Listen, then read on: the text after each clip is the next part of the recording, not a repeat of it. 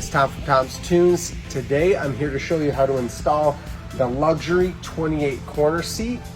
This is the gray with the charcoal diamond inlay, stainless cup holders, extremely comfortable seat. You're gonna love this one. Remember, on this luxury seat line, your gray with charcoal is gonna be the same installation steps as your beige with the tan diamond inlay too. You're gonna receive your 28 corner seat in 3 different boxes. You're gonna have your bottom cushion in one box. We're gonna set that aside for now, because I don't quite need that yet. You're gonna have your seat back, or your back cushion, in another box, and then your seat base will have its own box as well. We're gonna remove this plastic first, because we're gonna start with our seat back. And what I need to do is get access to these 4 threaded inserts. The next thing I'm gonna locate is my hardware bag. This has a whole bunch of stainless hardware in it. I need to start with the 4 threaded posts that are in here. I'm gonna fish out my 4 threaded posts, and I can set the rest of the hardware in the seat base. That way it can't wander away. From there, I'm gonna thread 1 threaded post into each of those receiving slots in the back of the seat back.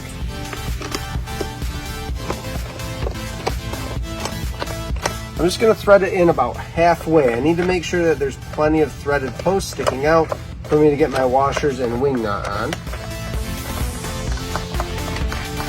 And if one of these is stubborn at all, just wiggle it as you turn it, and you're typically going to be able to get it to thread right in without having to use pliers or damage the thread on these posts. From here, we're going to take a look at this seat base, and there's 4 machined out slots to receive those threaded posts. I'm going to take my seat back, set it on here, line it up so that those posts can drop down in to those holes. The next step is just to make sure that my cushion is squared up the best I can, because there is a little bit of play in there. Then I'm going to take a flat washer, a lock washer, and a wing nut.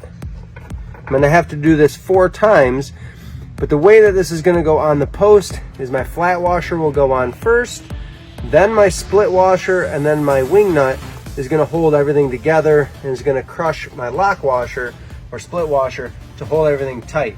The way that I like to do this is I take that flat washer first against my thumb.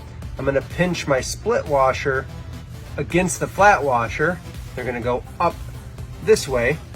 Then I take my wing nut, put that on my middle finger.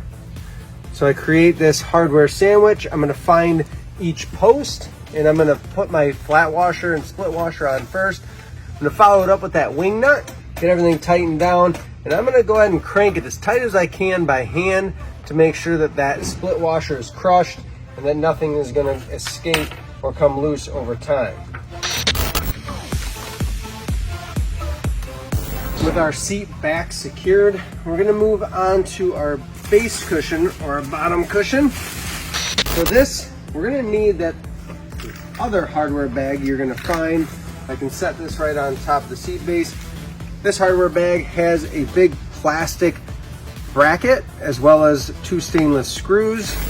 And the way that I orient this bracket, we have a flat side or close to flat and then more of an angled side. I like to put the angled side forward. That allows that seat to set up and allow that bottom cushion to sit into the seat base a little bit easier. These stainless screws are going to drop through that bracket, and there's a spot, kind of a dimple, that you can see where to thread those in. I am going to use a screw gun or an impact driver for this, and I'm just going to get them snug. I'm not going to drive them in really hard. What I like to do is get one started